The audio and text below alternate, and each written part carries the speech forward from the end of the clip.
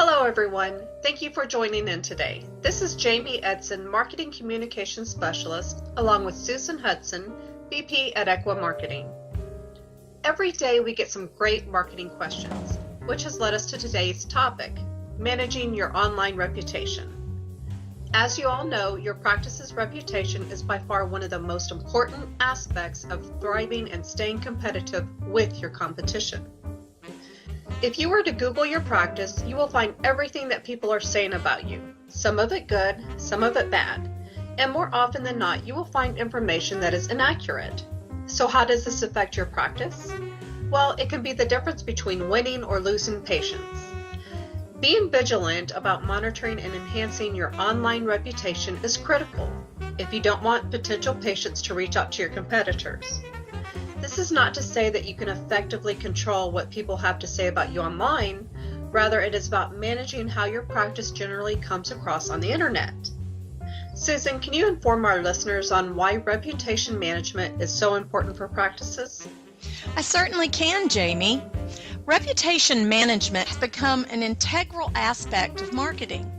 It's also an area of concern for most practices as an increasing number of patients base their decision on engaging with a practice based on the kind of reviews it collects.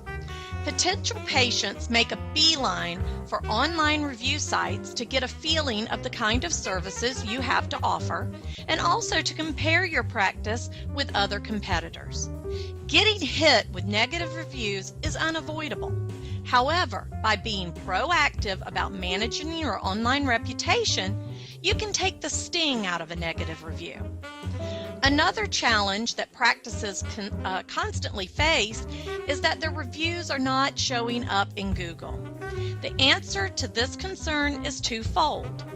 First, that a majority of practices don't have enough reviews, or that their reviews are old and outdated. And secondly, most practices don't take the time to update major review sites with fresh, positive, and frequent reviews. Exactly. So you as a practice owner needs to take a proactive approach to damage control. The internet is all about transparency and increased visibility. Online review sites, social media platforms all over immense marketing leverage. However, they also provide your current and potential patients with a platform to list out their concerns to air their dissatisfaction with your brand in a highly visible manner. This is where you need to get proactive.